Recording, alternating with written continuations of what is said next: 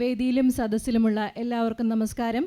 ജനുവരി 7 മുതൽ 13 വരെ നടക്കുന്ന കേരള നിയമസഭാ അന്താരാഷ്ട്ര പുസ്തകോത്സവത്തിൻ്റെ 4ാം പതിപ്പിൻ്റെ 3ാം ദിവസമാണിന്ന്. കേരള ഭാഷാ ഇൻസ്റ്റിറ്റ്യൂട്ട് പുസ്തക പ്രസാധന രംഗത്ത് മുഖവിര ആവശ്യമില്ലാത്ത സ്ഥാപനമാണ്. കേരള ഭാഷാ ഇൻസ്റ്റിറ്റ്യൂട്ടിൻ്റെ 3 പുസ്തകങ്ങളാണ് ഇന്നിവിടെ പ്രകാശനം ചെയ്യപ്പെടുന്നത്. ഡോക്ടർ ആർ ഗോപിനാഥിൻ്റെ മൊഴിമാറ്റവും വിവർത്തനവും, ദർശനം സങ്കേതം പ്രയോഗം, ഡോക്ടർ വി രാമൻകുട്ടിയുടെ ഓക്കമിൻ്റെ ശൗര്യക്കത്തി ചില ശാസ്ത്രചിന്തകൾ, ഡോക്ടർ ഡി രാജേന്ദ്രൻ വിവർത്തനം ചെയ്ത പ്രാഥമിക ദർശനത്തെക്കുറിച്ചുള്ള ചിന്തകൾ. ഇവയാണ് 3 പുസ്തകങ്ങൾ. ചടങ്ങിനോടനുബന്ധിച്ചുള്ള ഔപചാരികമായ സ്വാഗതം ആശംസിക്കലാണ് എൻ്റെ കർത്തവ്യം. ഇന്നത്തെ നമ്മുടെ ചടങ്ങിന് ആധ്യക്ഷ്യം കേരള ഭാഷാ ഇൻസ്റ്റിറ്റ്യൂട്ടിൻ്റെ ആദരണീയനായ ഡയറക്ടർ ഡോക്ടർ എം സത്യൻ സാറാണ് നിർവഹിക്കുന്നത്. തൻ്റെ നേതൃത്വ പാഠവും കൊണ്ടും തീരുമാനങ്ങൾ എടുക്കുന്നതിലെ കൃത്യത കൊണ്ടും എപ്പോഴും സഹപ്രവർത്തകരെ പ്രചോദിപ്പിക്കുന്ന അദ്ദേഹത്തെ സ്നേഹപൂർവ്വം ചടങ്ങിലേക്ക് സ്വാഗതം ചെയ്യുന്നു. 3 പുസ്തകങ്ങളും പ്രകാശനം ചെയ്യുന്നത് ഡോക്ടർ എ സാബു സാറാണ്. കേരള ശാസ്ത്ര സാങ്കേതിക പരിസ്ഥിതി കൗൺസിലിൻ്റെ മെമ്പർ സെക്രട്ടറിയാണ് അദ്ദേഹം. അധ്യാപകൻ, ജൈവ സാങ്കേതിക ശാസ്ത്രജ്ഞൻ, മൈക്രോബയോളജിസ്റ്റ് എന്നിങ്ങനെ വിവിധ മേഖലകളിൽ വ്യക്തിമുദ്ര പതിപ്പിച്ചിട്ടുള്ള അദ്ദേഹത്തെ കേരള ഭാഷാ ഇൻസ്റ്റിറ്റ്യൂട്ടിന് വേണ്ടി വേദിയിലേക്ക് സ്വാഗതം ചെയ്യുന്നു. ഇന്നീ ചടങ്ങിന് ആശംസകൾ അർപ്പിക്കുന്നത്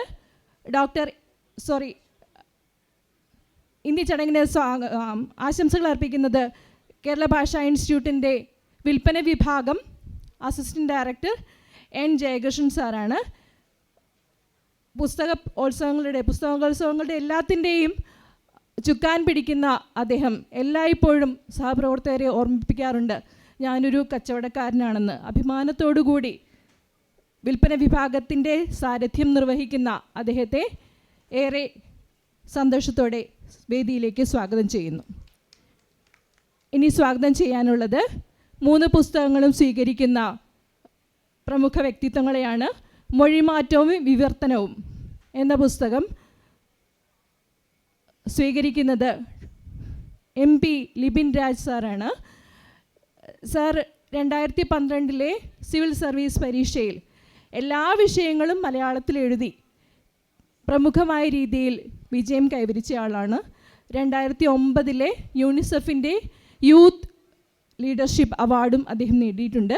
അദ്ദേഹത്തെ ഏറെ സന്തോഷത്തോടുകൂടി വേദിയിലേക്ക് സ്വാഗതം ചെയ്യുന്നു. ഓക്കമിൻ്റെ ശൗര്യക്കത്തി ചില ശാസ്ത്രചിന്തകൾ എന്ന പുസ്തകം സ്വീകരിക്കുന്നത് പ്രമുഖ എഴുത്തുകാരിയും SBIയിലെ ഉദ്യോഗസ്ഥയുമായ അനുജ ഗണേഷ് മാഡമാണ്. മാഡത്തെ ഏറെ സന്തോഷത്തോടു കൂടി വേദിയിലേക്ക് സ്വാഗതം ചെയ്യുന്നു. പ്രാഥമിക ദർശനത്തെക്കുറിച്ചുള്ള ചിന്തകൾ ഡോക്ടർ ഡി രാജേന്ദ്രൻ്റെ വിവർത്തന പുസ്തകം സ്വീകരിക്കുന്നത് സിന്ധു വാസുദേവൻ മാഡമാണ്. കേരള സാംസ്കാരിക വകുപ്പിൻ്റെ 2025 സമം പുരസ്കാരം നേടിയിട്ടുള്ള മാഡത്തെ ഏറെ സന്തോഷത്തോടു കൂടി വേദിയിലേക്ക് സ്വാഗതം ചെയ്യുന്നു. മറുവാക്കൊന്നുന്ന ഡോക്ടർ ആർ ഗോപിനാഥൻ സാറിനെ വേദിയിലേക്ക് സ്വാഗതം ചെയ്യുന്നു. അദ്ദേഹം മൊഴിമാറ്റവും വിവർത്തനവും, ദർശനം സങ്കേതം പ്രയോഗം എന്ന ഗ്രന്ഥത്തിൻ്റെ കർത്താവാണ്. ഡോക്ടർ വി രാമൻകുട്ടി സാറിന് ചില അസൗകര്യങ്ങൾ കാരണം ഇന്നെത്താൻ സാധിച്ചിട്ടില്ല. അദ്ദേഹത്തിൻ്റെ അസാന്നിധ്യത്തിലും വേദിയിലേക്ക് സ്വാഗതം ചെയ്യുന്നു. അടുത്തതായി ഡോക്ടർ ഡി രാജേന്ദ്രൻ സാറിനെയാണ് സ്വാഗതം ചെയ്യുന്നത്. അദ്ദേഹത്തിൻ്റെ പ്രാഥമിക ദർശനത്തിനെക്കുറിച്ചുള്ള ചിന്തകൾ എന്ന പുസ്തകം ഏറെ സ്വീകരിക്കപ്പെടും. അടുത്തതായി വേദിയിലേക്ക് സ്വാഗതം ചെയ്യാനുള്ളത് ഇന്നീ ചടങ്ങിൻ്റെ ഔപചാരികമായ നന്ദി പ്രകാശിപ്പിക്കുന്ന കേരള ഭാഷാ ഇൻസ്റ്റിറ്റ്യൂട്ടിൻ്റെ റിസർച്ച് ഓഫീസർ ദീപ്തി KR-നെയാണ്. മൊഴിമാറ്റവും വിവർത്തനവും, ദർശനം സങ്കേതം പ്രയോഗം, അതുപോലെ പ്രാഥമിക ദർശനത്തെക്കുറിച്ചുള്ള ചിന്തകൾ, ഈ 2 പുസ്തകത്തിൻ്റെയും എഡിറ്റിംഗ് നിർവഹിച്ചതും ദീപ്തി മാഡമാണ്. ദീപ്തിയെയും വേദിയിലേക്ക് സ്വാഗതം ചെയ്യുന്നു. കേരള ഭാഷാ ഇൻസ്റ്റിറ്റ്യൂട്ടിലെ ഉദ്യോഗസ്ഥർ ഇവിടെ സന്നിഹിതരായിട്ടുണ്ട്. വേദിയിലും സദസ്സിലും സന്നിഹിതരായിട്ടുള്ള എല്ലാവരെയും ഒരിക്കൽ കൂടി സ്വാഗതം ചെയ്യുകയാണ്. നമ്മുടെ ക്ഷണം സ്വീകരിച്ചെത്തിയിട്ടുള്ള ഗ്രന്ഥകർത്താക്കളുണ്ട്, സുഹൃത്തുക്കളുണ്ട്, എല്ലാവരെയും സ്വാഗതം ചെയ്യുന്നു. കേരള ഭാഷാ ഇൻസ്റ്റിറ്റ്യൂട്ടിൻ്റെ അസിസ്റ്റൻറ്റ് ഡയറക്ടറെയും സുജാചന്ദ്ര മാഡത്തെയും മറ്റു സ്റ്റാഫുകളെയും PR റാഫിയെയും എല്ലാവരെയും സ്വാഗതം ചെയ്തുകൊണ്ട് അധ്യക്ഷ സ്ഥാനത്തേക്ക് ഡോക്ടർ എം സത്യസാനിനെ ക്ഷണിച്ചുകൊണ്ട് നിർത്തുന്നു. 30 മിനിറ്റിൽ ഏകദേശം 7 മിനിറ്റ് കഴിഞ്ഞിട്ടുണ്ട്. ഇനി 23 മിനിറ്റ് ഉള്ളതുകൊണ്ട് ഞാനൊന്നും സംസാരിക്കുന്നില്ല. നമുക്ക് ഏറ്റവും പ്രിയപ്പെട്ട ആളുകൾ സംസാരിക്കുന്നത് കേൾക്കാൻ കൂടിയാണ് നമ്മൾ വന്നിട്ടുള്ളത്. ആദ്യം നമ്മുടെ പുസ്തക പ്രകാശനം നടക്കും, അതിനുശേഷം ഓരോരുത്തരായിട്ട് സംസാരിക്കും. ആദ്യം മൊഴിമാറ്റം വിവർത്തനവും എന്ന പുസ്തകത്തിൻ്റെ പ്രകാശനമാണ്. അതിൻ്റെ ഓതർ ഡോക്ടർ ആർ ഗോപിനാഥൻ സാറിനെ ക്ഷണിക്കുന്നു. അത് പ്രകാശനം ചെയ്യുന്ന സാബു സാറിനെ ക്ഷണിക്കുന്നു. ഏറ്റുവാങ്ങുന്നതിന് MP ലിബിൻ രാജിനെയും ക്ഷണിക്കുന്നു.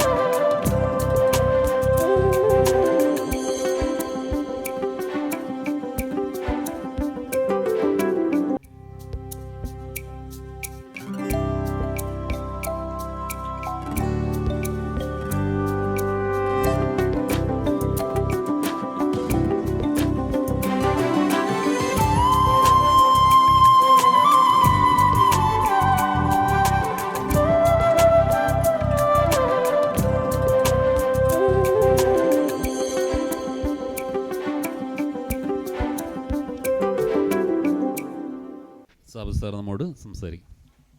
പ്രിയപ്പെട്ടവരെ, അതിയായ സന്തോഷമുണ്ട് 3 വൈജ്ഞാനിക ഗ്രന്ഥങ്ങളുടെ പ്രകാശനത്തിൽ പങ്കെടുത്തതിന്.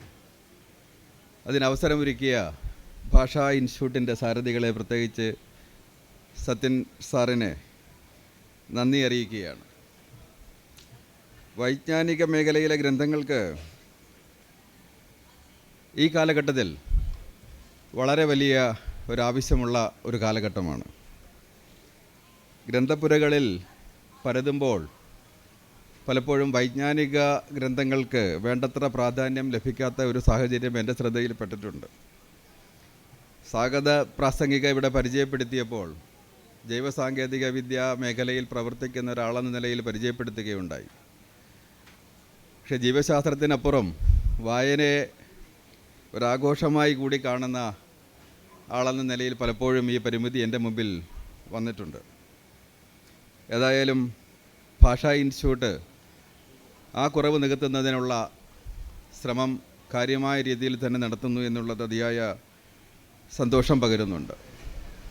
ശാസ്ത്ര സാങ്കേതിക മേഖലയിൽ നിരവധി മാറ്റങ്ങൾ രാജ്യത്തെമ്പാടും ലോകത്തെമ്പാടും നടക്കുമ്പോൾ നിർഭാഗ്യവശാൽ നമ്മുടെ രാജ്യം ശാസ്ത്ര സാങ്കേതിക മേഖല, വൈജ്ഞാനിക മേഖലയിൽ നിന്ന് പൊതുസമൂഹത്തെ പിന്നോട്ടടിക്കുന്ന നിലപാടുകൾ എടുക്കുന്നു. അത് ഭരണകർത്താക്കളും പലപ്പോഴും നയരൂപീകരണത്തിൻ്റെ തലപ്പത്തിരിക്കുന്നവരുമൊക്കെ തന്നെ ശാസ്ത്രവിരുദ്ധതയും വിജ്ഞാനവിരുദ്ധതയുമൊക്കെ ഒരു അലങ്കാരമായി കാണുന്ന സാഹചര്യമുണ്ട്. അതിനെ ചെറുക്കേണ്ടത് ഒരു കാലഘട്ടത്തിൻ്റെ ആവശ്യമാണ്. ഒരു ജനാധിപത്യ സമൂഹത്തിൻ്റെ, ഒരു പൊതുസമൂഹത്തിൻ്റെ, എല്ലാം അറിയുന്നതിന് വേണ്ടിയുള്ള താല്പര്യമെടുക്കുന്ന വിജ്ഞാന കുതുകികളായ ഒരു സമൂഹത്തിൻ്റെ ആവശ്യമാണ്. പല കാര്യങ്ങളിലും കേരളം രാജ്യത്തിനല്ലെങ്കിൽ ലോകത്തിന് വഴികാട്ടുന്നത് പോലെ വൈജ്ഞാനിക രംഗത്തെ ഈ അസമത്വത്തിനെതിരെയും നമ്മളൊരു വഴികാട്ടിയ, ഒരു ഗൈഡിങ് ലൈറ്റായിട്ട് പോകേണ്ട സാഹചര്യമുണ്ട്.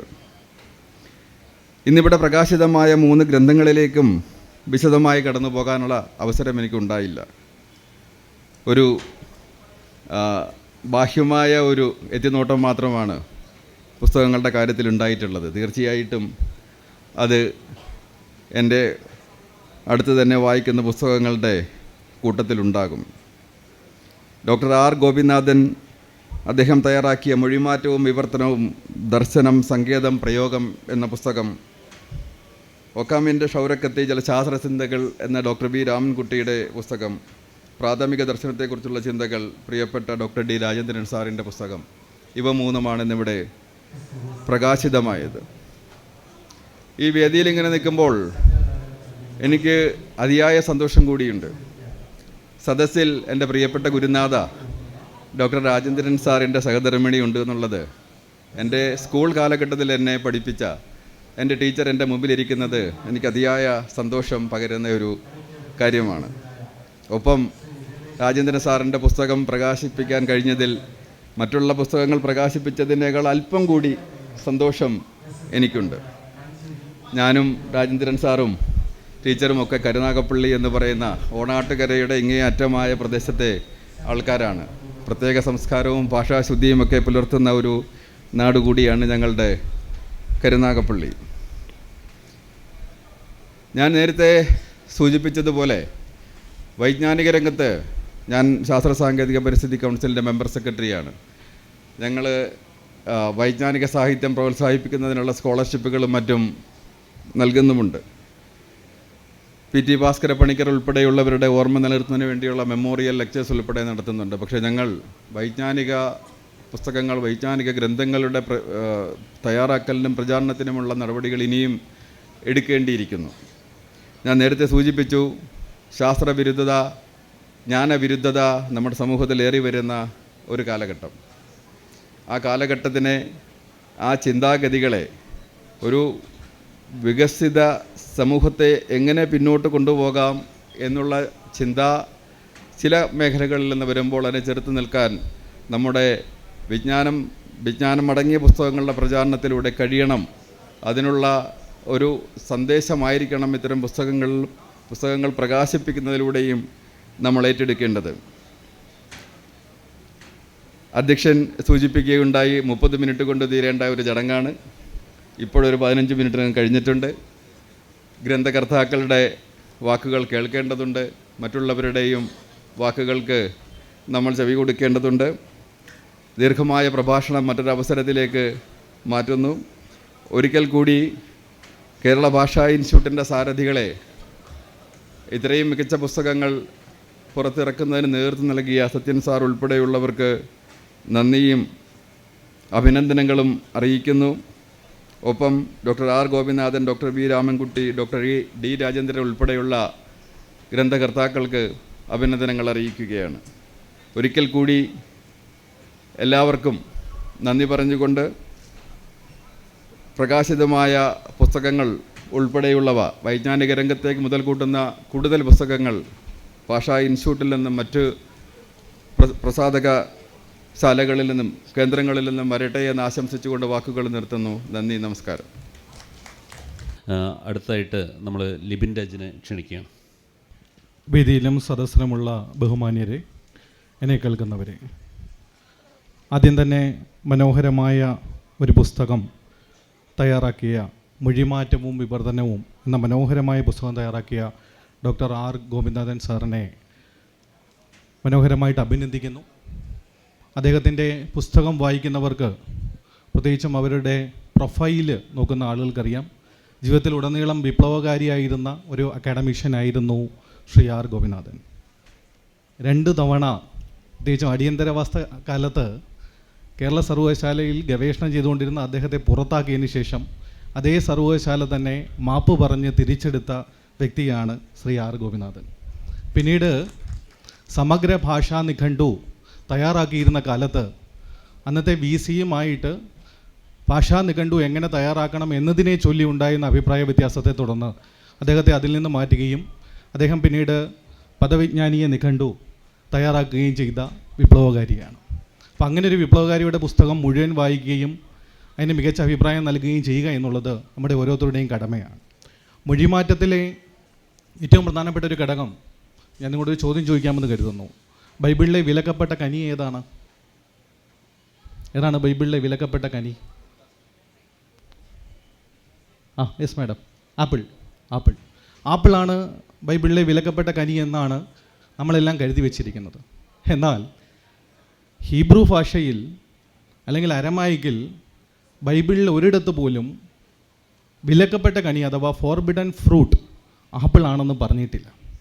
അതിന് പകരം ഡബിൾ എന്ന ആ ഭാഷയിൽ അർത്ഥമുള്ള മാലം, MALUM എന്ന വാക്കിനെയാണ് അവർ ഡബിൾ അല്ലെങ്കിൽ വിലക്കപ്പെട്ട കനി എന്നുള്ള അർത്ഥത്തിൽ ഉപയോഗിച്ചിരുന്നത്. ബൈബിൾ ലാറ്റിനിലേക്ക് വിവർത്തനം ചെയ്യപ്പെട്ടപ്പോൾ ഇത് തത്തുല്യമായ വാക്ക് കണ്ടുപിടിക്കാനാവാതെ ലാറ്റിനിൽ മാലം എന്ന് പറഞ്ഞാൽ ആപ്പിളാണ്. ആ സ്ഥാനത്ത് മൊഴിമാറ്റത്തിലെ ഒരു വലിയ അപകടമാണ്. ഒരു ഭാഷയിൽ നിന്ന് മറ്റൊരു ഭാഷയിലേക്ക് വന്നപ്പോൾ വിലക്കപ്പെട്ട കനി എന്നുള്ളത് ചെകുത്താനിൽ നിന്ന് ആപ്പിളായി മാറി. ലാറ്റിൻ അതിനെ ആപ്പിൾ എന്ന് ലോകം മുഴുവൻ എഴുതി വെച്ചു. അതിനുശേഷം ജർമ്മൻ ഫിലോസഫറായ ഓരറർ അദ്ദേഹം വരച്ച ഒരു ചിത്രത്തിൽ ഫോർബിഡൻ ഫ്രൂട്ടിന് നേരെ ആപ്പിൾ ആദ്യമായി വരച്ചു വെച്ചപ്പോഴാണ് ജർമ്മനിയിൽ മുഴുവൻ ഫോർബിഡൻ ഫ്രൂട്ട് അല്ലെങ്കിൽ വിലക്കപ്പെട്ട കനി ആപ്പിളായത്. ഇനി ഇംഗ്ലണ്ടിലെത്തിയപ്പോൾ ഇതിന് മറ്റൊരു വശമുണ്ട്. നിങ്ങളെല്ലാവരും കേട്ട് കാണും, ജോൺ മിൽട്ടൺ എന്ന വലിയ ഇംഗ്ലീഷ് കവിയെ നിങ്ങൾ കേട്ട് കാണും. ജോൺ മിൽട്ടൺ അദ്ദേഹത്തിൻ്റെ പാരഡൈസ് ലോസ്റ്റിൽ വിലക്കപ്പെട്ട കനി ആപ്പിളായിട്ട് എഴുതിയപ്പോൾ ഇംഗ്ലണ്ടുകാർ മുഴുവൻ ധരിച്ചു വശായി വിലക്കപ്പെട്ട കനി ആപ്പിളാണെന്ന്. ബ്രിട്ടീഷുകാർ ഇന്ത്യയിൽ വന്നപ്പോൾ ബൈബിളിൻ്റെ ഇന്ത്യൻ വിവർത്തനം വന്നപ്പോൾ അതിൽ വിലക്കപ്പെട്ട കനി ജോൺ മിൽട്ടൺ പറഞ്ഞതനുസരിച്ച് ആപ്പിളായി. നമ്മളെല്ലാം ഇന്നും വിശ്വസിക്കുന്നു വിലക്കപ്പെട്ട കനി എന്നാൽ ആപ്പിളാണെന്ന്. അതേസമയം ബൈബിൾ എഴുതിയിരുന്ന കാലത്ത്, ദൈവദത്തമായിരുന്നു എന്ന് വിശ്വസിക്കപ്പെടുന്ന കാലത്ത് ഫോർബിഡൻ ഫ്രൂട്ട് അഥവാ വിലക്കപ്പെട്ട കനി ആപ്പിൾ ആയിരുന്നില്ല എന്നുള്ളത് ഒരു ചരിത്ര യാഥാർത്ഥ്യമാണ്. മൊഴിമാറ്റത്തിലെ ഇത്തരത്തിലുള്ള ചില പ്രധാനപ്പെട്ട സാങ്കത്യങ്ങളെ അദ്ദേഹം അത് വളരെ കൃത്യമായി കണ്ടുപിടിച്ചിട്ടുണ്ട്. ശ്രീ R. ഗോപിനാഥന് എൻ്റെ ഹൃദയംഗമായ നന്ദി രേഖപ്പെടുത്തുന്നു. അതോടൊപ്പം പുസ്തകത്തിന് പ്രിൻറ്റിങ്ങിന് നേതൃത്വം നൽകിയ, ഞാനിപ്പോഴും ശ്രദ്ധിക്കുകയായിരുന്നു, ഞാൻ പണ്ട് വിജ്ഞാനകൈരളിയിൽ എഴുതുന്ന സമയത്ത് അല്ലെങ്കിൽ ഭാഷാ ഇൻസ്റ്റിറ്റ്യൂട്ടിൻ്റെ പുസ്തകങ്ങൾ അച്ചടിക്കുന്ന സമയത്തുള്ള അതേ മനോഹരമായ ഫോണ്ട് തന്നെയാണ് ഇപ്പോഴും ഭാഷാ ഇൻസ്റ്റിറ്റ്യൂട്ട് പിന്തുടരുന്നത്. എല്ലാവിധമായ ആശംസകളും നേർന്നുകൊണ്ട് നിർത്തുന്നു. നന്ദി, നമസ്കാരം. ഔപചാരികത ഇല്ലാതെ തന്നെ വേഗം പുസ്തകത്തിലെ 2 വരി പറയാം. അതായത് ഇന്നിവിടെ പ്രകാശനം ചെയ്യപ്പെട്ട പ്രാഥമിക ദർശനത്തെക്കുറിച്ചുള്ള ചിന്തകൾ, ഈ പുസ്തകം D. രാജേന്ദ്രൻ സാറാണ് വിവർത്തനം ചെയ്തിട്ടുള്ളത്. ഈ പുസ്തകത്തിൻ്റെ ആമുഖത്തിൽ കേരള ഭാഷാ ഇൻസ്റ്റിറ്റ്യൂട്ട് ഡയറക്ടർ സത്യമാഷ് സൂചിപ്പിച്ചിട്ടുണ്ട്, I think therefore I am, ഞാൻ ചിന്തിക്കുന്നു അതുകൊണ്ട് തന്നെ ഞാൻ നിലനിൽക്കുന്നു എന്നുള്ളതാണ്. ഈ വാചകം വളരെ ഫേമസ് ആയിട്ടുള്ള ഈ വാചകം പറഞ്ഞിട്ടുള്ളത് the disclosure on the methods എന്ന തൻ്റെ പുസ്തകത്തിൽ ഫ്രഞ്ച് തത്വചിന്തകനായിട്ടുള്ള റെനെ ദെക്കാർത്തയാണ്. അദ്ദേഹം യുക്തിപൂർവമായിട്ടുള്ള ചിന്തയിലൂടെ വേണം നമ്മുടെ വിജ്ഞാനം നേടിയെടുക്കേണ്ടത് എന്നാണ് അദ്ദേഹം 17-ാം നൂറ്റാണ്ടിൽ ആഹ്വാനം ചെയ്തത്.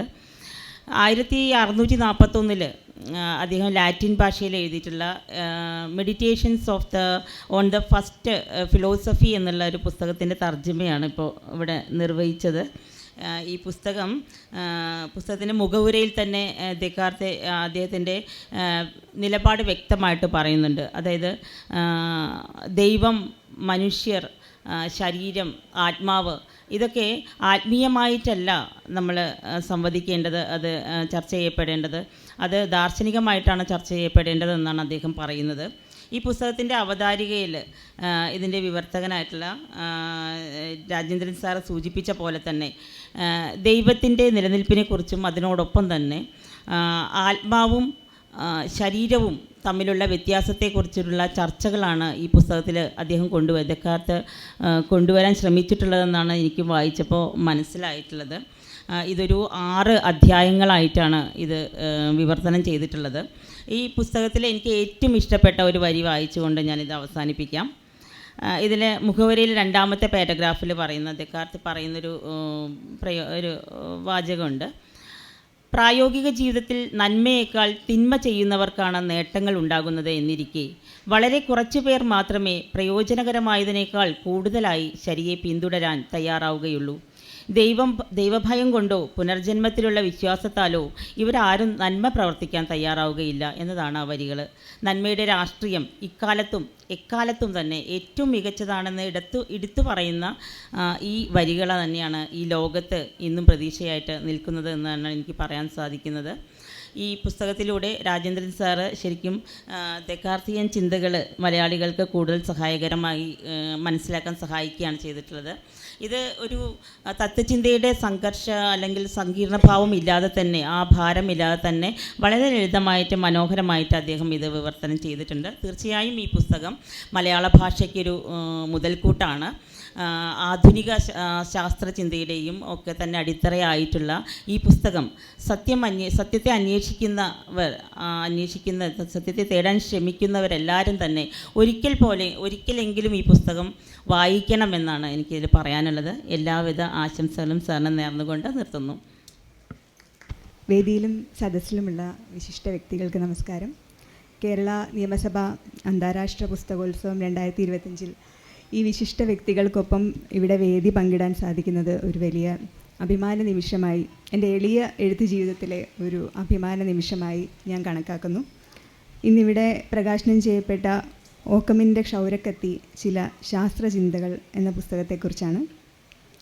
ഡോക്ടർ വി രാമൻകുട്ടി സാറിൻ്റെ ക്വാളിഫിക്കേഷൻ ഞാനിതിൽ വായിച്ചപ്പോൾ അദ്ദേഹം ആരോഗ്യ, സാമ്പത്തിക, രോഗവ്യാപന ശാസ്ത്ര വിദഗ്ധനാണ്. ഇത്രയും വിഷയങ്ങളെക്കുറിച്ച് അറിവുള്ള ഒരാളുടെ പുസ്തകം അതൊരു സൂപ്പർ സ്റ്റോർ തന്നെ ആയിരിക്കും എന്ന് നമുക്ക് ഉറപ്പാണ്. ഇതിൽ പൊളിറ്റിക്സിനെ കുറിച്ചും സ്റ്റാറ്റിസ്റ്റിക്സ്, മെഡിക്കൽ സയൻസ്, എക്കണോമിക്സ് എന്ന് വേണ്ട ഒരു സാധാരണക്കാരൻ്റെ ജീവിതത്തെ എല്ലാ തരത്തിലും ബാധിക്കുന്ന എല്ലാ കാര്യങ്ങളെക്കുറിച്ചും ചർച്ച ചെയ്യുന്ന ഒരു പുസ്തകമാണിത്. വിജ്ഞാനം അനുനിമിഷം വളർന്നുകൊണ്ടിരിക്കുകയും അത് ജീവിതത്തിൻ്റെ എല്ലാ തലങ്ങളെയും ഏതെങ്കിലുമൊക്കെ തരത്തിൽ സ്വാധീനിക്കുകയും ചെയ്തുകൊണ്ടിരിക്കുന്ന ഈ കാലഘട്ടത്തിൽ ഇത്തരം ഒരു പുസ്തകം വളരെ പ്രസക്തി അർഹിക്കുന്ന ഒന്നാണ്. ശാസ്ത്രം എന്നത് കേവലം ലബോറട്ടറികളിലും അക്കാഡമിക് ജേണലുകളിലും മാത്രമല്ല, മറിച്ച് മനുഷ്യൻ്റെ ജീവിത രീതികളെയും സാമൂഹിക ഘടനയും രാഷ്ട്രീയ തീരുമാനങ്ങളെയും വരെ സ്വാധീനിക്കുന്ന ഒന്നാണെന്ന് ഈ പുസ്തകത്തിൽ നിന്ന് നമുക്ക് മനസ്സിലാക്കാം. നമ്മൾ പ്രോസസ്സ് ചെയ്യുന്ന ഇൻഫർമേഷൻ്റെ അളവിനെക്കുറിച്ച് ഈ അടുത്ത് ഒരു ഇൻ്റർവ്യൂവിൽ അരുന്ധതി റോയ് പറയുന്നത് നമ്മൾ കേട്ടിട്ടുണ്ടായിരുന്നു. എല്ലാത്തിനെക്കുറിച്ചും എല്ലാം അറിയണമെന്നില്ല, അത് സ്വാഭാവികമല്ല. നമ്മൾ അറിയേണ്ടത് നമ്മുടെ അയൽക്കാരെക്കുറിച്ചാണ്, ഭൂമിയെക്കുറിച്ചാണ്, പക്ഷികളെക്കുറിച്ചാണ്. അങ്ങനെ നിത്യജീവിതത്തിൽ നാം അറിയേണ്ടുന്ന കാര്യങ്ങളുടെ അളവ് എത്രയാണെന്ന് സ്വയം തീരുമാനിക്കേണ്ടിയിരിക്കുന്നു നാം. ഇത്രയും ഇൻഫർമേഷൻ പ്രോസസ്സ് ചെയ്യാൻ ഒരു സാധാരണ മനുഷ്യനെ കൊണ്ട് സാധിക്കില്ല.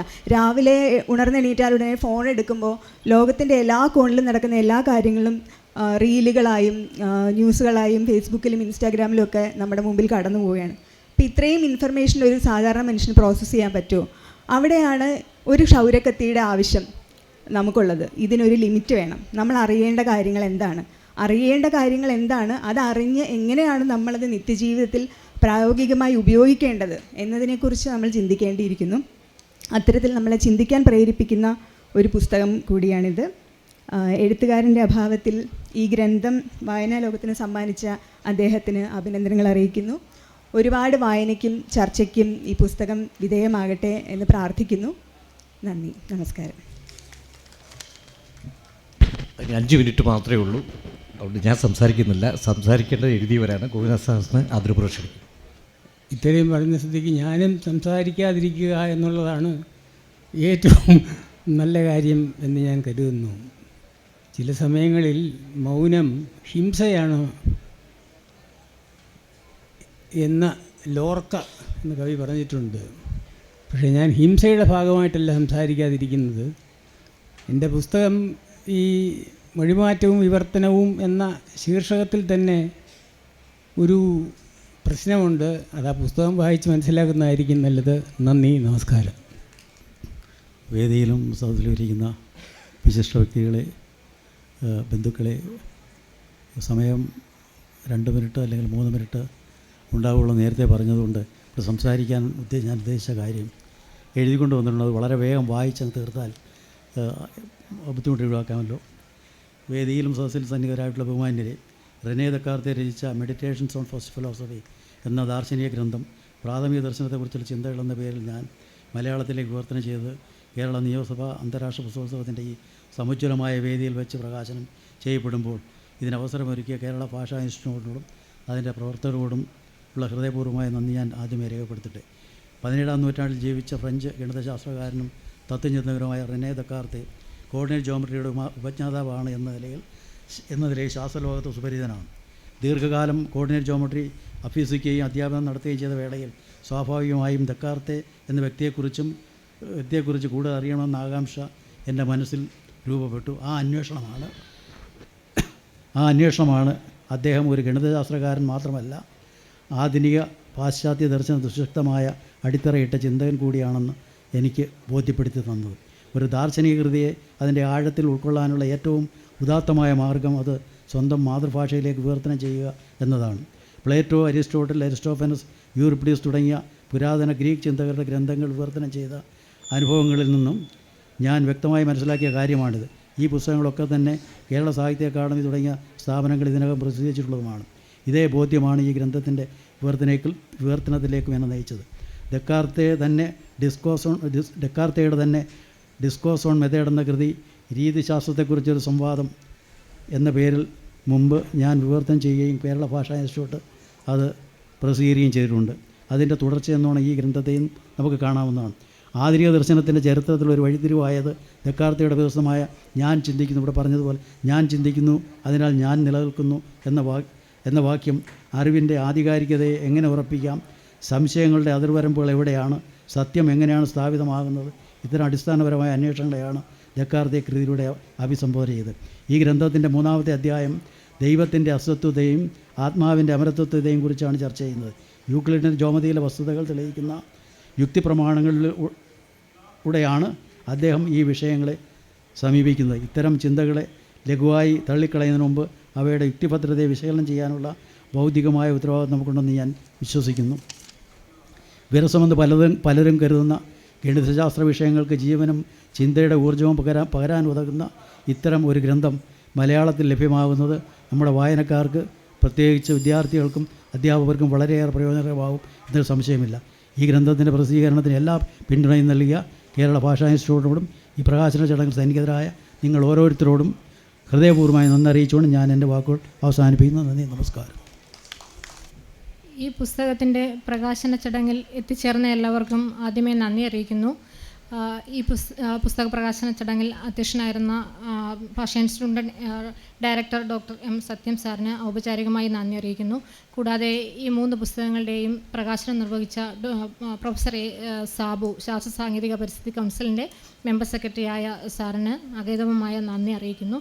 കൂടാതെ ഈ പുസ്തകം സ്വീകരിച്ച ശ്രീ MP ലിബിൻ രാജ്, അനുജ ഗണേഷ്, സിന്ധു വാസുദേവൻ എന്നിവർക്കുള്ള നന്ദിയും, ഈ പുസ്തകത്തിൻ്റെ ഗ്രന്ഥകാരന്മാരായ doctor R Gopinathan, doctor V Ramankutty, doctor D Rajendran ഇവരോടുള്ള നന്ദി അറിയിക്കുന്നു. ഈ പരിപാടിക്ക് സ്വാഗതം ആശംസിച്ച Smitha Haridas, senior research officer Kerala Bhasha institute, മാഡത്തിനും നന്ദി അറിയിക്കുന്നു. നന്ദി, നമസ്കാരം.